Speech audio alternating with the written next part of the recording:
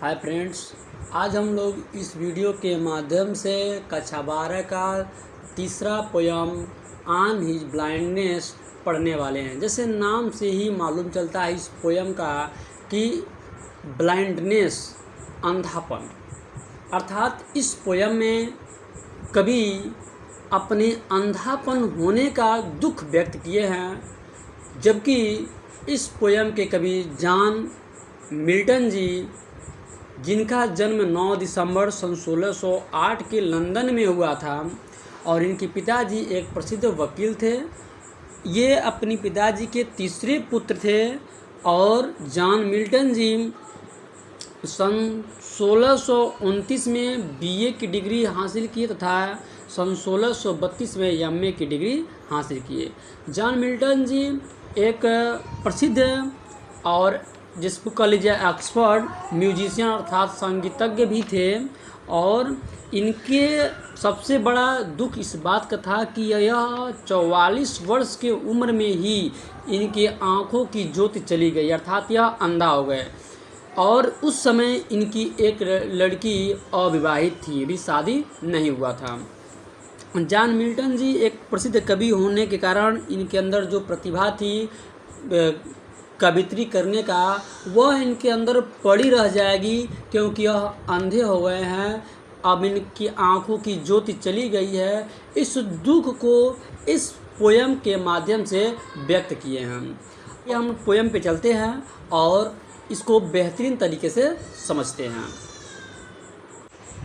इस personal senate के माध्यम से कवि जॉन मिल्टन कहते हैं, When I consider how my light is spent, ere half my days in this dark world and wide, and that one talent which is death to hide, lies with me useless thou my soul are bent। जैसे कि कहना चाहते हैं, When I consider माने विचार करना या सोचना। When I consider जब मैं सोचता हूँ, how my light is spent, spent मतलब खर्च होना या चला जाना। लाइट का प्रयोग यहाँ आँखों की ज्योति से किया गया है। व्हेन आई कंसिडर जब मैं सोचता हूँ, how my light is spent मेरे आँखों की ज्योति कैसे चली गई। एर हाफ माई डेज, एर मने पहले, हाफ मने आधा, माई डेज मने मेरे दिन। एर हाफ माई डेज मेरे आधे दिन से पहले, अर्थात उनके आधे उम्र से पहले, आधे उम्र से पहले। अर्थात व्हेन आई कंसिडर जब मैं सोचता हूँ, how my light is spent मेरी आँखों की ज्योति कैसे चली गई। एर हाफ माई डेज मेरे आधे उम्र से पहले। In this dark word and wide, dark का मतलब अंधेरा, वर्ड बने संसार, वाइड बने विस्तृत। In this dark word and wide, विस्तृत अंधकारमय संसार से में मेरे आँखों की ज्योति कैसे चली गई। अर्थात एक बार फिर समझते हैं। व्हेन आई कंसिडर जब मैं सोचता हूँ, how my light is spent मेरी आँखों की ज्योति कैसे चली गई। एर हाफ माई डेज मेरे आधे उम्र से पहले। In this dark word and wide इस विस्तृत अंधकारमय संसार में।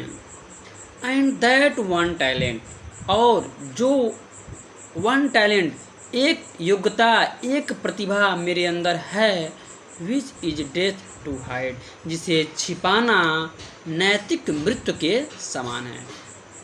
कवि के अंदर कविता लिखने की जो प्रतिभा था, योग्यता था, अब आँखों की ज्योति चले जाने के कारण वह प्रतिभा इनके अंदर छिपी हुई है।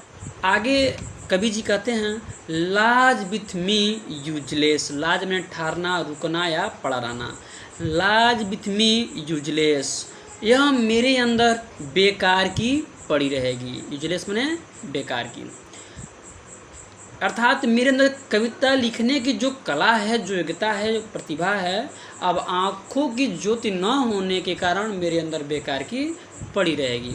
दाव माई सॉल मोर बेंट, दाव में यद्यपि माई सॉल मेरी आत्मा मोर बेंट बहुत अधिक उत्सुक है, टू सर्व सेवा करने के लिए, थ्रू विथ माई मेकअप अपने ईश्वर की, अपने भगवान की सेवा करने के बहुत ही उत्सुक है।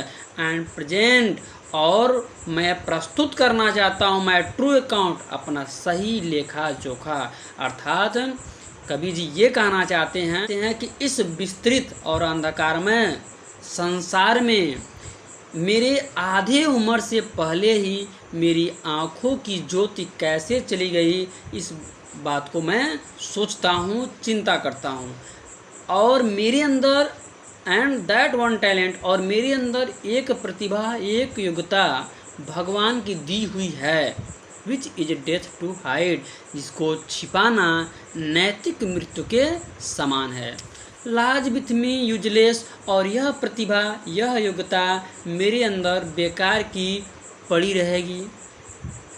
दाउ माई साउल मोर बेंट, यद्यपि माई साउल मेरी आत्मा मोर बेंट बहुत उत्सुक है, to serve there with my maker, अपने ईश्वर की, अपने भगवान की सेवा करने के लिए मेरा आत्मा बहुत उत्सुक है। And present my true account, और मैं अपने उस परमात्मा के, भगवान के सामने अपना सही लेखा जोखा प्रस्तुत करना चाहता हूँ। लेस्ट, कहीं ऐसा न हो ही रिटर्निंग साइड, कि वह अर्थात भगवान मुझे डांटें, फटकारें जब मैं यहाँ से वापस जाऊँ। डेथ गार्ड एग्जैक्ट बने आशा करना, डे लेबर मतलब दिन भर परिश्रम करना, कठिन परिश्रम करना। लाइट डेनिट का यहाँ मतलब भी आँखों की ज्योति है। Doth God exact day labour light denied, क्या भगवान आँखों की ज्योति चले जाने के बावजूद भी, आँखों की ज्योति चले जाने के बावजूद भी मुझसे दिन भर कठिन परिश्रम करने का आशा करेंगे? आई फॉन्डली आस्क, मैं मूर्खतापूर्वक पूछ रहा हूँ। आगे बढ़ते हैं। But patience to prevent, patience मतलब धैर्य, यहाँ धैर्य का मतलब इस कवि के अंतरात्मा से लिया गया है। बट पेशेंस टू प्रिवेंट, किंतु धैर्य अर्थात कवि का अंतरात्मा, टू प्रिवेंट रोका, दैट मुर्मुस सुन रिप्लाइज, अर्थात इस बड़बड़ाहट शिकायत को रोकने के लिए धैर्य अर्थात कवि की अंतरात्मा ने शीघ्र ही उत्तर दिया, God doth not need either man's work, अर्थात ईश्वर को न तो मनुष्य द्वारा किए गए किसी कार्य की आवश्यकता है, आर हिज ओन गिफ्ट, और न ही अपने उपहार के बदले वह कुछ चाहता है।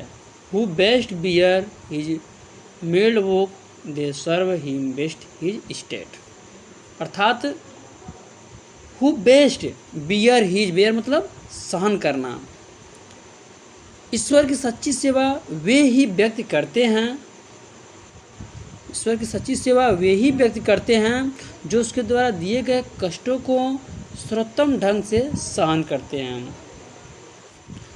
इज किंगली, अर्थात भगवान तो राजशाही है, अर्थात उसकी स्थिति, भगवान की स्थिति राजा जैसी है।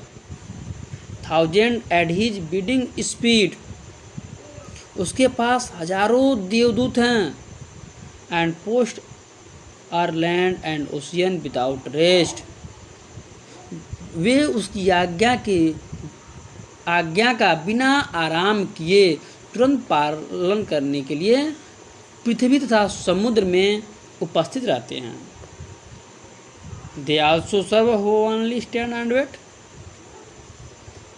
जो स्वयं को ईश्वर की इच्छा पर छोड़ देते हैं, ईश्वर की सच्ची सेवा वही करते हैं। But patience to prevent that murmur soon replies, God does not need either man's work or his own gift, who best bear his midwife, they wear him best his state, अर्थात इस बड़बड़ाहट शिकायत को रोकने के लिए धैर्य अर्थात कवि की अंतरात्मा ने शीघ्र उत्तर दिया, ईश्वर को न तो मनुष्य के द्वारा किए गए किसी कार्य की आवश्यकता है और न ही भगवान अपने उपहार के बदले कुछ चाहता है।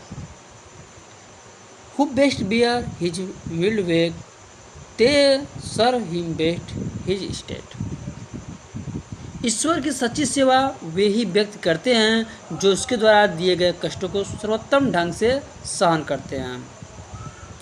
इज किंगली अर्थात भगवान तो राज्य शाही है, अर्थात उसकी स्थिति तो राजा जैसी है। 1000 एट हिज बिडिंग स्पीड, हजारों उसके पास तेजी से काम करने वाले हजारों देवदूत हैं। एंड पोस्ट लैंड, कुछ लोगों की पोस्टिंग स्थल पे। एंड ओशियन विदाउट रेस्ट, और कुछ लोग समुद्र में लगे हुए हैं बिना आराम किए, बिना थके ही भगवान की सेवा करने के लिए लगे हुए हैं। They also serve who only stand and wait, जो स्वयं को ईश्वर की इच्छा पे छोड़ देते हैं। ईश्वर की सच्ची सेवा वही व्यक्ति करते हैं। इस प्रकार से यह जॉन मिल्टन द्वारा रची एक शानदार, से हम सानेट के नाम से जानते हैं, समाप्त होता है। रेफरेंस, कंटेक्स्ट और एक्सप्लेनेशन के लिए नेक्स्ट वीडियो में मिलते हैं। तब तक के लिए धन्यवाद।